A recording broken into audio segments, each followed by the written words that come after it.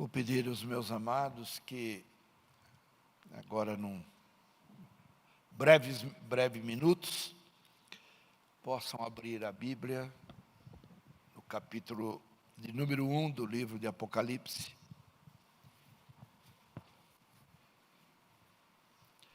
Eu não sei por quanto tempo que iremos ministrar sobre este livro, mas nessa madrugada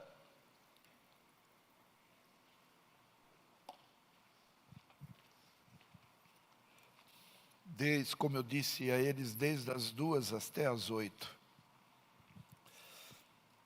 eu estive vendo, ouvindo, aprendendo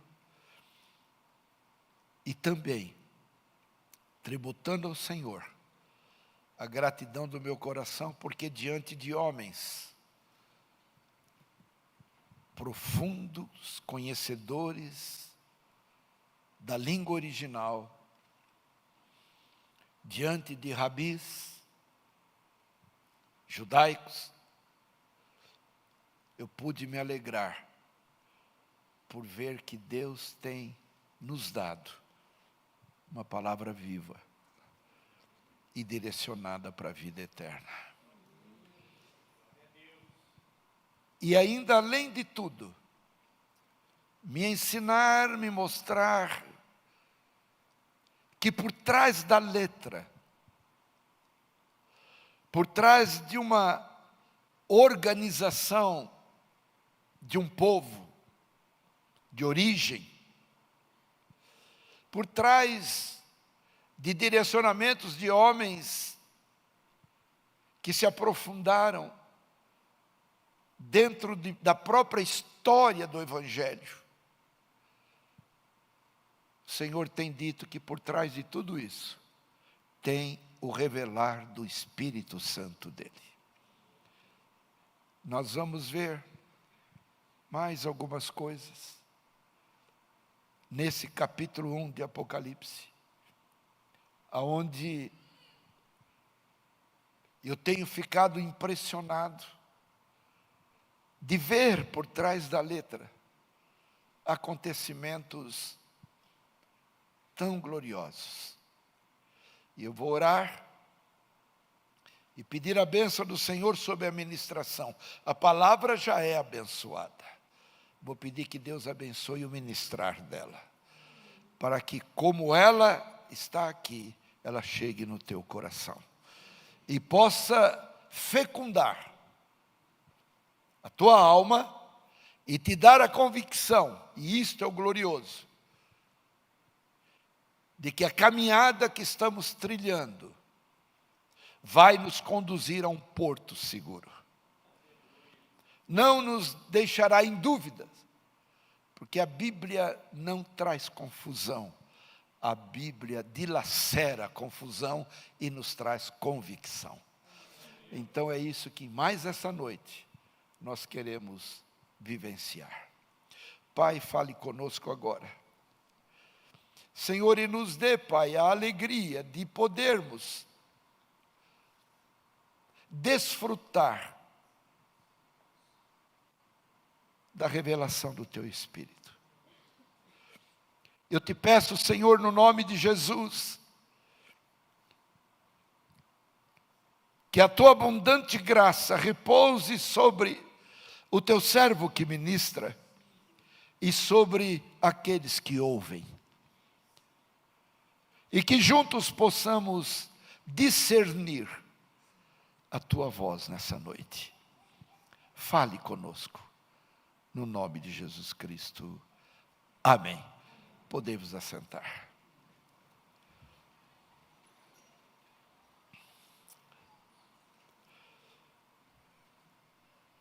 A maioria dos que estão aqui sabem que Apocalipse quer dizer revelação. Ele foi escrito mais ou menos no ano 95 da era cristã. E por ser escrito neste ano, no ano 95, falei até na quinta-feira, estavam vivendo momentos difíceis, aonde os cristãos eram colocados em postes, jogavam sobre eles algo inflamável e ateavam fogo. Em outras oportunidades, junto ao tronco, aonde eram colocados, eles colocavam os escritos do Senhor no pé daquele poste, como Pentateuco, livro dos profetas do Velho Testamento, e ateavam fogo. E o fogo dos livros sagrados é que incendiava os cristãos e os tornavam como tochas acesas, para iluminarem arenas de animais ferozes, como um espetáculo de diversão para o Império Romano, através do imperador Domiciano, que se considerava e queria ser adorado como Deus, como Senhor da época. E o prazer dele, numa loucura pior do que já tinha outros imperadores vivido e sacrificado a vida dos que serviam ao Senhor, e de que se entregavam, se desgastavam. Outros imperadores, como Nero, que matou o apóstolo Paulo, como incendiou 7 cidades de Roma, e pôs a culpa nos cristãos. Era nesse momento, e foi nesse momento, que o Senhor veio até João, o apóstolo João, permitindo que ele fosse preso e transportado para uma ilha chamada Pátimos. E ali preso o Senhor pudesse vir a ele e revelar a ele tudo quanto ele escreveu dos 22 capítulos de Apocalipse. O povo estava sofrendo, e eu dizia até na quinta, nós não temos sofrimentos. O povo era perseguido, nós ainda não somos perseguidos. Vai ser liberada a perseguição. Porque isto é promessa bíblica. Muito bom quando tomamos posse de promessas que nos satisfazem. Deus tem promessas para nós gloriosas. Mas uma delas, Jesus disse, no mundo tereis aflições. E isto é uma promessa, que nós não gostamos de tomar posse dela, mas ela já é algo transparente e já determinado pelo Senhor na nossa caminhada. Eu, conversando com alguém influente até em Brasília, um servo de Deus, dizia, pastor, ore porque os projetos para destruir a igreja já estão saindo da gaveta. A perseguição vai começar. E ele me contou um dos projetos. É assustador. Eu quero, não é te assustar, eu quero te despertar. Temos liberdade para servir o Senhor. Entendeu o que eu disse? Ainda temos liberdade para servi-lo e adorá-lo. Mas eu quero te despertar. Não se embarace com as coisas, com os negócios deste mundo, desta vida. Entregue a tua vida. Assim como os cristãos proclamavam o nome do Senhor, enquanto eram queimados, enquanto eram produtos de espetáculo para as feras, famintas, aonde muitos foram destroçados dentro daquelas arenas, servindo de aplauso, razões de aplauso, para aquele império. Então, amados, joelho no chão. Joelho no chão.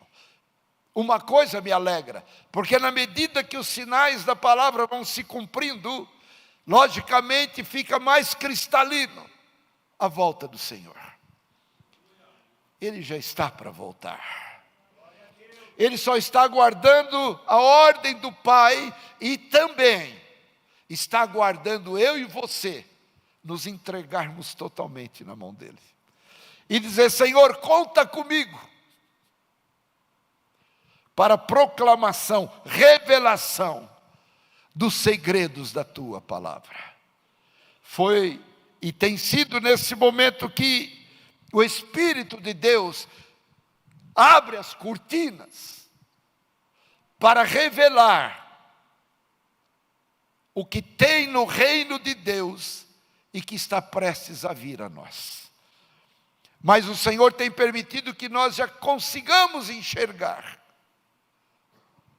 Por isso, é o momento de uma entrega. É o momento de tirarmos as dúvidas, questionamentos, porque eu não posso esconder. As lutas virão, mas nós precisamos estar firmes,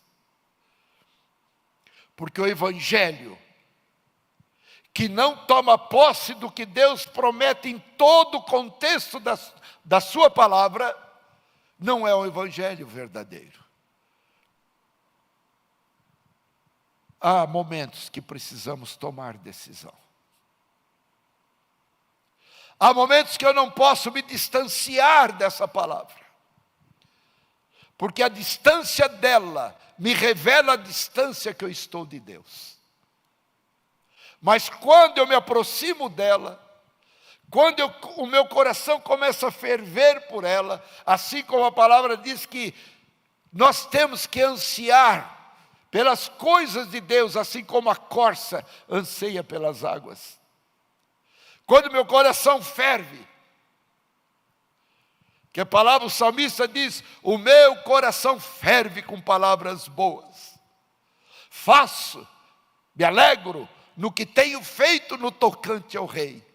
A minha língua é a pena de um destro escritor. Não permita que a tua língua fale algo destruidor, que não edifica, que não constrói. Usa o que Deus tem te dado, não como peçonha mortal, use como um instrumento de construção. Use, peça ao Senhor que, como Ele fez com o profeta Isaías, Ele faça contigo e comigo, que Ele tire brasas do altar e queime os nossos lábios e tire e apague as nossas iniquidades. Nós estamos no momento introdutório para isso. Deus está nos preparando para isso.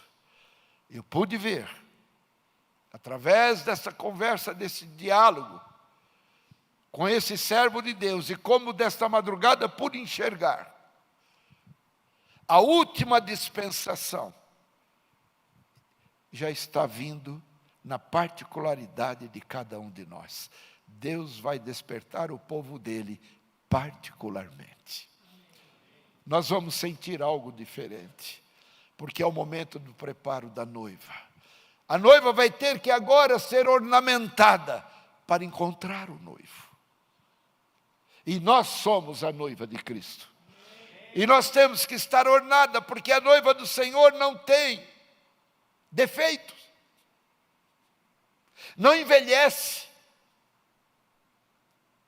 A noiva do Senhor não deixa de ter atavios perfumada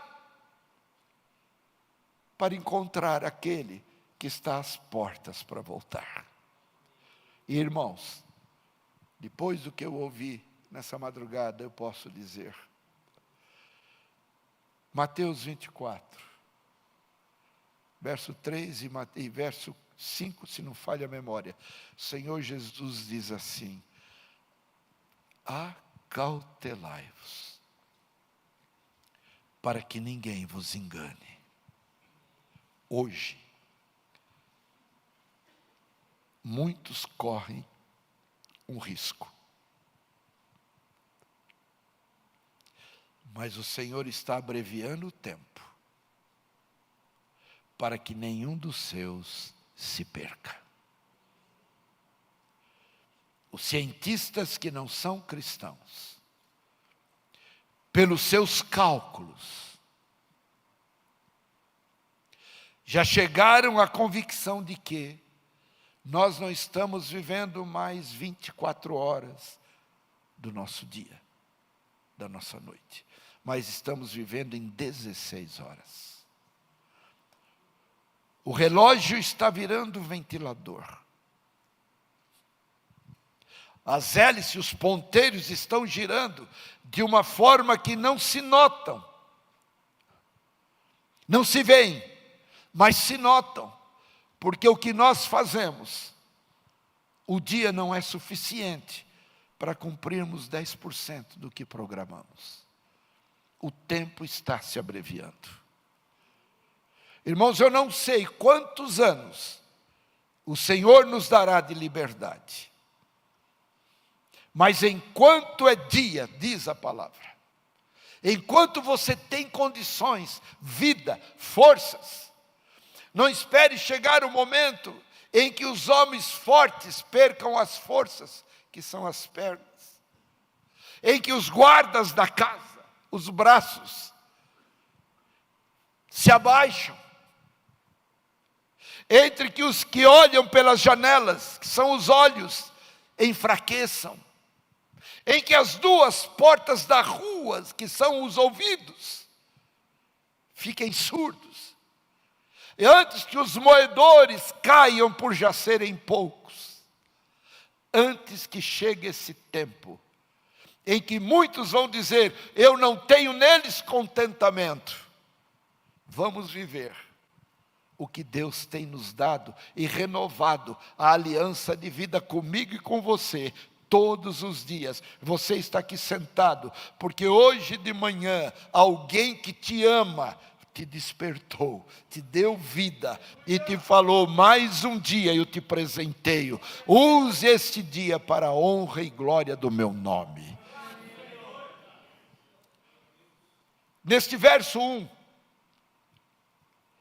de Apocalipse diz assim, revelação de Jesus Cristo, a qual Deus lhe deu, olha que impressionante, Deus dá a Cristo o revelar do que nós já estamos começando a viver. Cristo transmite ao anjo, o anjo transmite ao apóstolo João, e o apóstolo João transmite à igreja. O que ele escreveu, que nós estamos lendo, faz 2000 anos. E ele diz assim, revelação de Jesus Cristo, a qual Deus lhe deu, para mostrar aos seus servos as coisas que Jesus chamou de breve, 2000 anos atrás. Se dá 2000 anos, eram breves, imagina hoje. Que brevemente devem acontecer. Sabe o que essa palavra devem nos mostra, nos revela? Que Deus já determinou que aquilo que está dentro do livro de Apocalipse já estão determinadas e serão cumpridas. O Senhor não está dizendo aquelas que talvez aconteçam, aquelas que poderão acontecer. Não, devem acontecer, porque a boca do Senhor já disse. E eu sinto isso no coração, de que do capítulo 1 ao capítulo 5, possa, no meditar deles, nos despertar. Porque ainda há oportunidade. Eu vou dizer uma coisa, antecipando um pouquinho. No capítulo 4, João é arrebatado até os céus, em espírito. não poderia ser fisicamente, porque esta carne não pode herdar o reino de Deus. Não. Nós seremos transportados num corpo glorificado, para reinar com o Senhor. João é arrebatado, e diz a palavra, que quando ele chega, primeiro detalhe que ele vê, um trono. E um ancião de dias sentado sobre eles, com um livro em seu colo.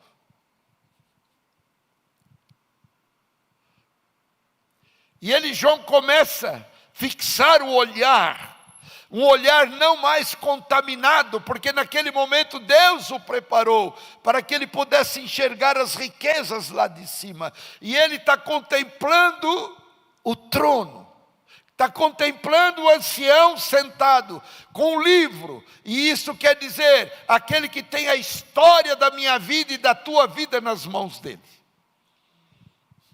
Por isso ele tem liberdade de entrar na nossa história. Mas quando ele firma o olhar, é relatado dizendo que ele vê o arco da aliança. Olha que coisa impressionante. Quando nós olhamos para o arco-íris, que é a aliança que Deus fez com o homem de jamais destruir a terra com água, esse arco sempre vem depois da tempestade. Não é isso?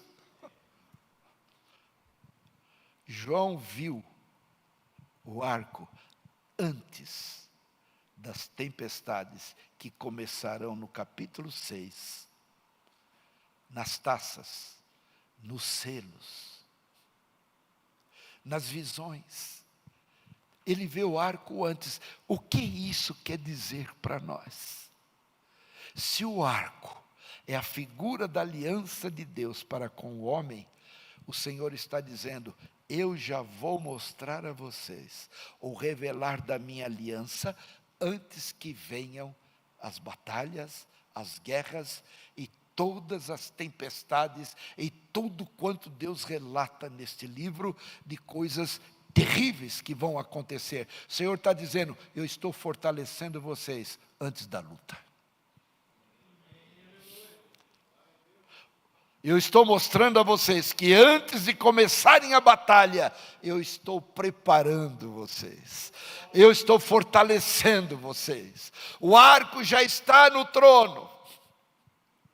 Antes de começar as coisas terríveis, o Senhor já está dizendo, eu estou convosco, renovando a minha aliança, para que quando vierem os momentos difíceis, não perco nenhum de vocês. Tudo isso está escrito e aqui está dizendo, coisas que devem acontecer. Já está relatado.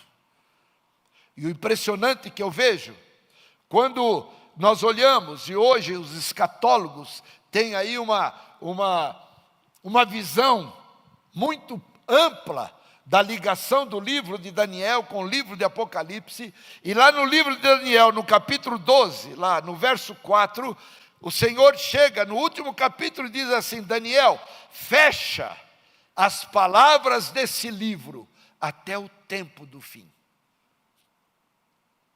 Fecha, guarda. E quando nós olhamos o capítulo 22 de Apocalipse, nós vemos no verso 10 que o Senhor diz assim, não cele as palavras deste livro, desta profecia, porque o tempo já está chegando.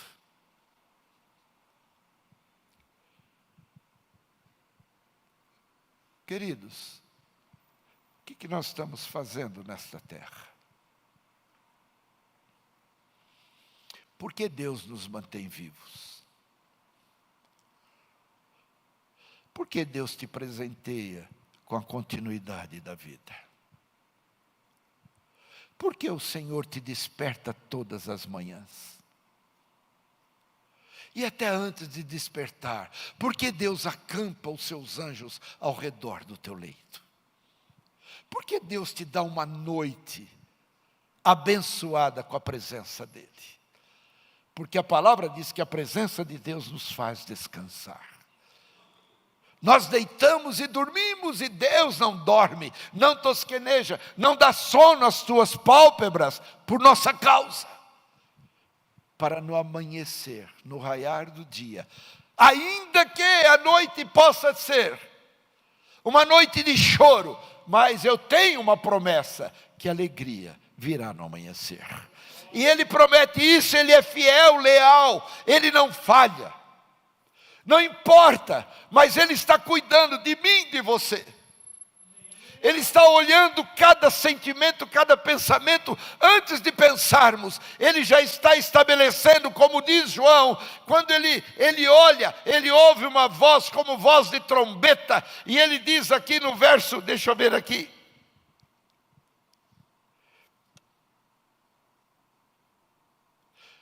Verso 10. Eu fui arrebatado em espírito no dia do Senhor, e ouvi detrás de mim uma grande voz como de trombeta.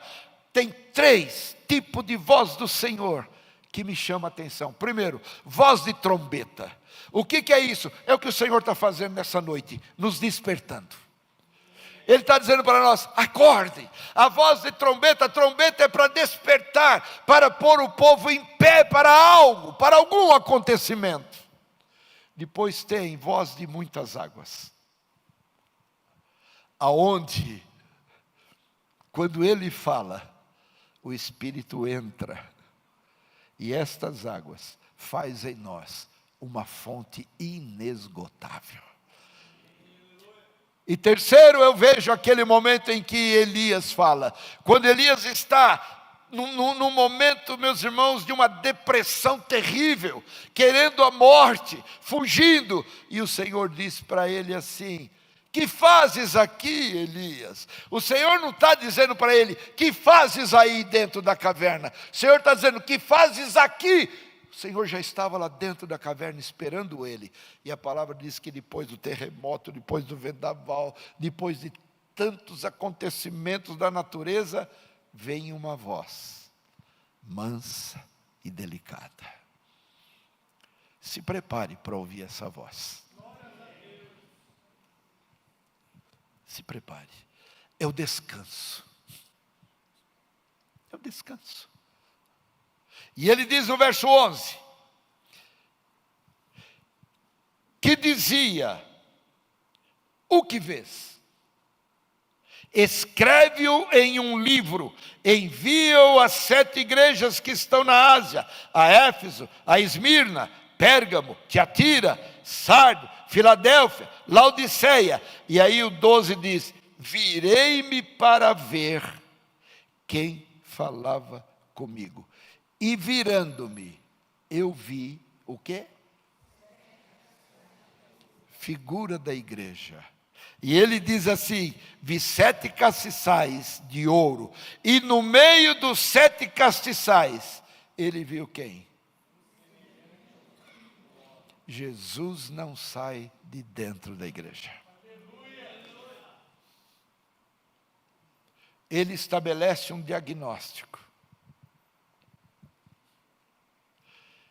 Jesus te conhece, Jesus me conhece. No capítulo 2 nós vamos meditar, ele diz assim, eu sei as tuas obras. Eu sei as tuas obras. Eu te conheço por dentro. Eu não te avalio por comportamentos externos da tua parte. Eu não sou enganado por nada. Eu te conheço e eu te avalio. Eu tenho o diagnóstico teu fundamentado no que você sente e no que você imagina. Por isso que nós seremos julgados pelas imaginações do nosso coração. Porque muitas vezes eu não falo, mas o meu coração imagina. Por isso ele diz, eu te conheço por dentro. Para João escrever essas coisas, João precisou ser transformado nas áreas da sua vida, que todo mundo, nós já ministramos isso, durante todos esses séculos, todo mundo colocou esse apóstolo como aquele homem temperante, manso, aquele homem que antes de falar pensava, não, mas a palavra desmente isso. Era um homem, muitas vezes não gostava de levar defeito para casa, um homem pavio curto, um homem que queria já agir na sua imprudência emocional, a ponto do Senhor dizer para ele: João, de que espírito você é? Você não é do meu espírito. Então Deus trabalhou essa vida para executar algo que ele havia tido por promessa na vida dele. Deus está nos preparando, irmãos. Não dê brecha para o inimigo te desviar da direção que Deus tem te dado. Não dê ocasião. Por isso que João fala: eu virei-me para ver quem falava comigo, e virando-me vi 7 castiçais de ouro. No meio deles, um semelhante ao Filho do Homem, vestido até os pés de um vestido comprido e cingido pelo peito com um cinto de ouro, figura da vestimenta de um sacerdote. João estava acostumado a ver o Senhor, que ele havia convivido com ele, carne. Por isso lemos 2 Coríntios 5,16, ainda que tenhamos conhecido Cristo segundo a carne, agora já não o vemos desse modo. É isso que João está dizendo. Quando eu me virei, eu vi alguém que eu nunca imaginava ter visto. Eu conhecia Cristo de caminhar com Ele na vida humana, mas agora é alguma coisa tão diferente. Os nossos olhos precisam disso. Apocalipse 3,18, rogo-te. Quando essa palavra está escrita aqui, é súplica. Eu te imploro, unja os teus olhos com colírio, para que vejas. Ver o quê? Não um Cristo sofredor, não como uma ovelha muda sendo levada a matadouro. Ei, deixa eu lhe dizer uma coisa: esse tempo já não existe mais para o nosso Senhor. Não é esta a visão. Por isso que muitas vezes eu cheguei, meus irmãos, em celebração de Páscoa, ou na época de ceia, eu dizia: gente, essa celebração não é velório. Jesus não é mais esse não. E aqui João diz: e ele vai voltar, e todo olho o verá. Sabe quem vai ver Jesus? Aqueles que lhe arrancaram a barba. Sabe quem vai ver Jesus? Aquele que lhe furou o lado com a lança. Sabe quem vai ver Jesus? Aqueles que muitas vezes, enquanto ele estava na cruz, dizia: se tu és o Filho de Deus, desce da cruz, salva-te a ti mesmo e a nós. Se tu és o Filho de Deus, sabe quem vai vê-lo? Aquele ladrão que estava do lado dele, e o desafiou dizendo: se tu és filho de Deus, salva você e a nós também. Sabe quem vai ver Jesus? Os sacerdotes, os soldados, aquele povo que um dia disse: crucifica-o. Sabe quem vai vê-lo? Pilatos, que lavou as mãos. Todo olho o verá. Sabe quem vai vê-lo? Os que cravaram os cravos nas suas mãos, os que colocaram a coroa de espinho na sua cabeça, os que deram punhadas no seu rosto. Todos esses vão ver o Filho de Deus, e junto com eles nós vamos vê-lo.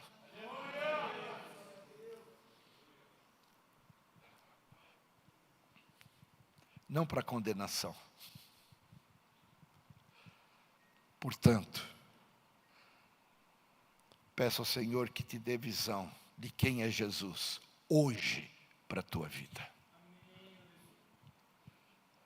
Não fique copiando as coisas dos outros, não. Tenha a tua experiência com o Mestre. Tenha a tua marca, porque é fácil eu pegar a marca de alguém e transportar para mim, e é o que estão fazendo hoje. Eu tenho que ter a minha marca com o meu Senhor, eu tenho que senti-lo perto de mim, ouvir a sua voz. Ele diz: as minhas ovelhas ouvem a minha voz, e as minhas ovelhas me conhecem, e delas eu sou conhecido. Ora, se ele é conhecido, qual é a visão que nós temos que ter dele, ou que temos tido?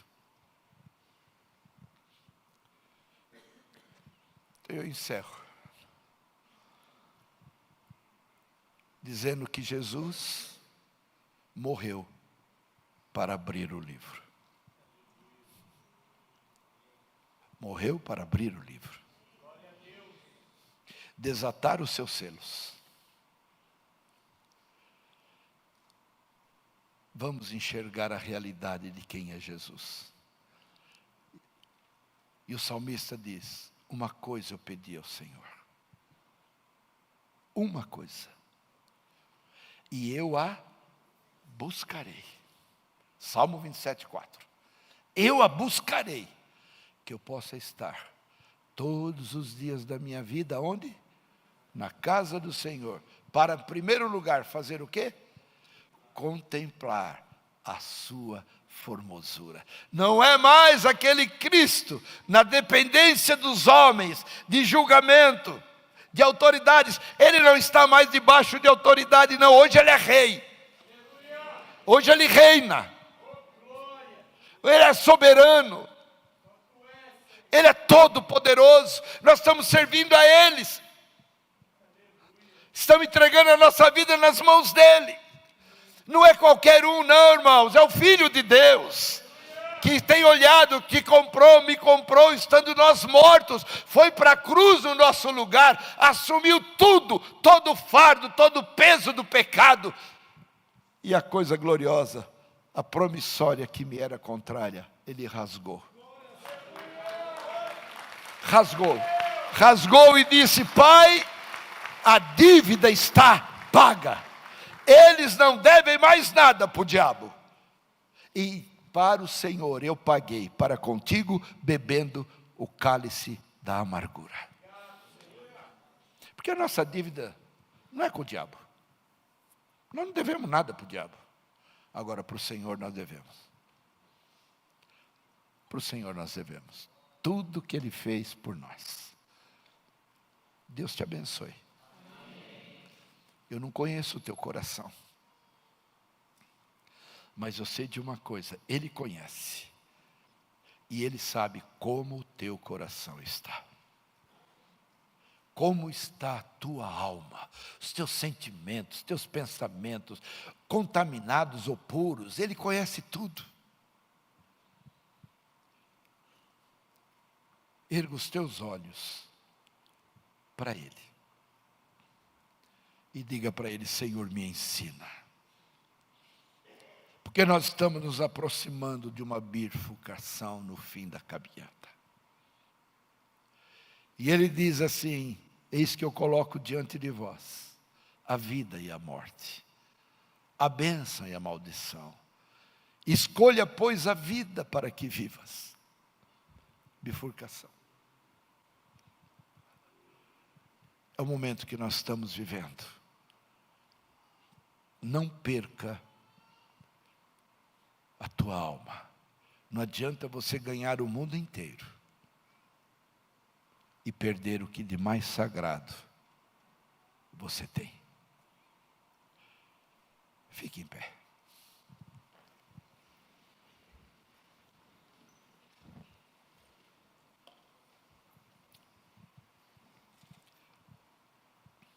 Nós continuaremos falando isso em todos os cultos.